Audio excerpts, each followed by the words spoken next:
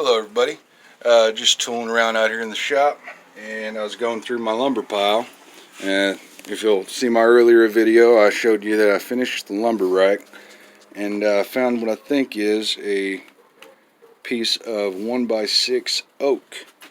So we're gonna go through. I've already gone down here and I've marked out a good section of board. That's probably a good 3.5 feet.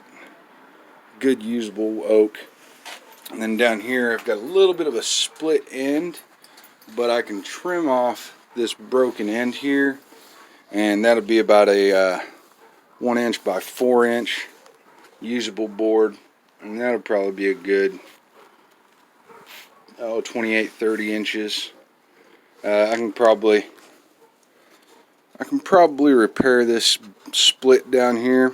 Just get a little bit of wood glue in there and clamp that down and let that sit overnight, and that should draw that in sufficiently. And then I can just kind of even it out with the hand plane to the same thickness. Now I've been using this.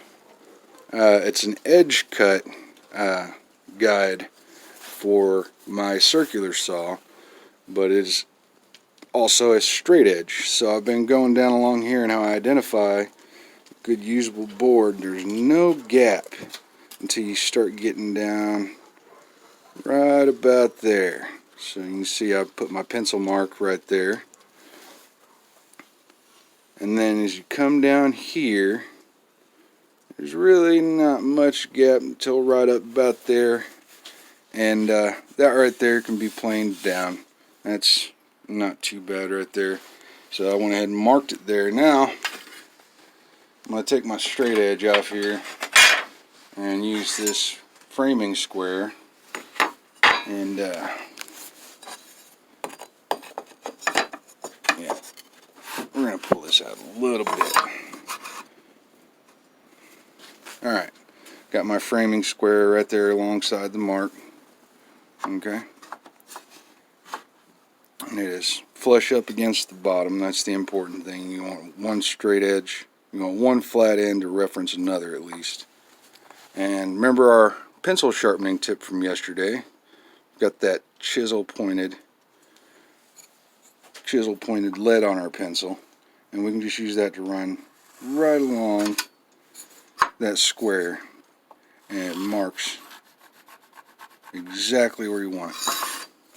And then we'll just draw an arrow over here to signify that this is the waist end, and we're going to come down here. You can come down here and line up with our other reference mark. Now we got to turn our pencil around the other way so it marks right along the edge. Alright, that's a good straight line. That'll cut. We can glue. That'll cut nicely. We can glue this end up here, and then we'll plane that end back down. But yeah, that should be an easy fix right there. And then we'll have another.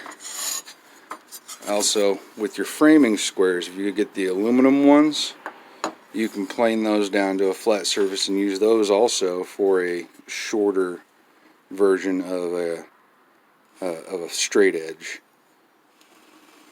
And that is good and flat all the way down to the end of the board. So this is going to be our 1x4. We'll mark that down there, and we can rip that down.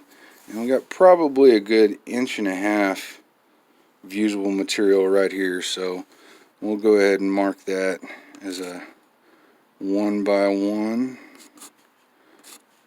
1x2 maybe, and we can use that in some decorative edging there. We can rip that down into thin strips and do an inlay. And I think we might have enough there to do the outside of a jewelry box. And then the inside framework, we've got plenty of pine in here, and also some cedar. I've got some 6-foot cedar boards over here I've set off to the side, and they're all pretty decent in flatness. You know, it's not But we got enough to do a jewelry box for sure. And plenty of these little 1x2s. We can rip those down into smaller pieces of lumber, do some more of the small inner framework of a jewelry box. And that is the end of today's lesson. Thanks for stopping by, and let's learn together.